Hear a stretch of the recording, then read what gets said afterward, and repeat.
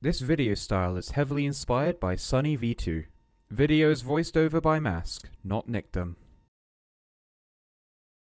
On the 2nd of July 2022, Badimo released their patch update. As Asimo3089, one of the game's 3 developers, stated on Twitter, this update would focus on bug polishing. However, Badimo managed to add a few additional items, such as the brand new snake, revamped monster truck, improved graphics, and incredibly popular HyperChrome skin. For those who don't know, the HyperChrome is an incredibly rare but obtainable vehicle skin in Jailbreak. When cashing out one of the 8 robberies, a wheel spinner appears on the player's screen, granting a player a random reward with a chance of getting a HyperChrome. There are a total of 8 different HyperChromes for each and every supported robbery. There are a total of 5 levels for each HyperChrome. According to Badimo, your first HyperChrome will be level 1. Reach level 5 through future rolls for even more shine. Players who have all 8 robbery HyperChromes, all at level 5, will receive the incredibly rare Hypershift, an animated skin that changes colour. According to Asimo, there are less than a 1% chance of getting a HyperChrome in a robbery. As you probably inferred, HyperChromes are extremely hard to obtain. To obtain all 8 HyperChromes is no easy feat, no less getting each one to level 5.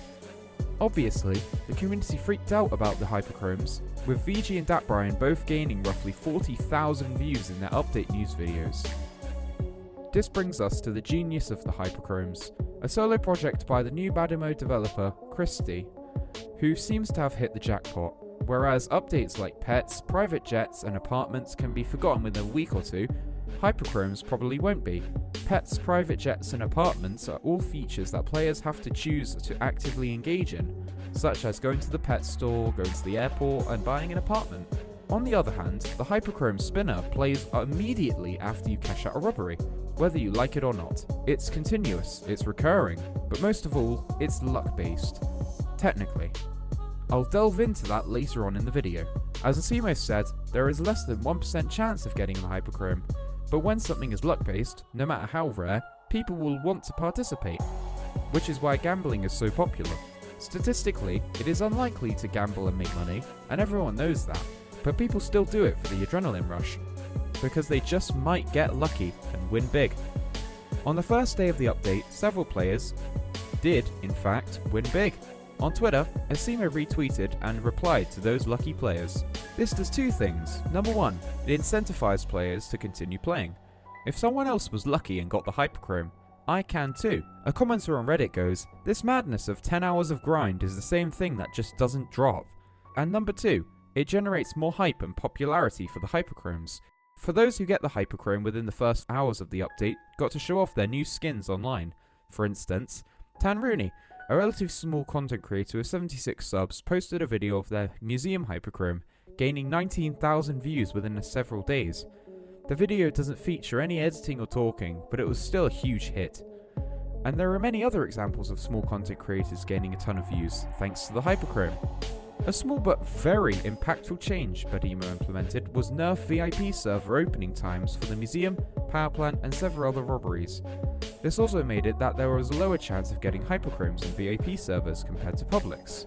This forces players who would otherwise be in a VIP server to play in a public one, making grinding more challenging and intense. Although pretty minor and insignificant, it should be noted that this update was called the HyperChrome update and not the Snake, Monster Truck, or Patch update. The same goes for the new thumbnail. The HyperChrome is the first item on the list. Combined, these very minor details help generate hype and attention. After all, HyperChromes are super shiny, super rare, but mainly luck-based colours, right?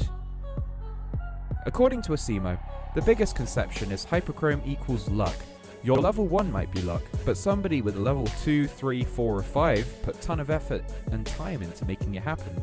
You can't roll first try from 1 to 5. He also said, the HyperChrome is supposed to be ultra hard to find. It's an endgame item. Seeing one at level 5 will be legendary. Seeing somebody with Hypershift will be out of this world. Adding, definitely next level. I don't expect to see a level 5 anywhere for a few weeks if I'm being honest. Introducing levels for HyperChromes was another great idea from Badimo. This combines luck, grinding, incentivizing players to play the game. Many content creators, myself included, have made HyperChrome grinding guides. The luck aspect keeps players grinding. Hopefully they'll get lucky, while the grinding aspect ensures long-term player consistency. This leads me to Badimo's small but insightful decisions. Number 1. They called the Hypershift as an endgame item, introducing even more attention. Hyperchromes of all levels can be traded, but the Hypershift can't. If you lose one of your Hyperchromes, your Hypershift also disappears. In a way, the Hypershift is an overarching end goal for all players. If someone has the Hypershift, you know you shouldn't mess with them. Number 2. Trading makes Hyperchromes more attainable and motivates players, but only slightly. Too much and Hyperchromes will become too common. Too little and the Hyperchromes will become too hard to obtain. Number 3. The Hyperchrome is a skin. While vehicles like the Beam are very big flexes, they aren't the fastest or most practical. Using a faster vehicle more will be logical, at least from a grinding perspective. Hyperchromes, however, can be slapped onto any vehicle, reducing any inefficiencies or inconveniences. Number 4.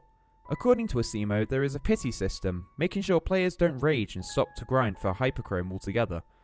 Number 5. While the wheel spin system is mainly orientated towards getting the Hyperchrome, it's still a good feature nonetheless.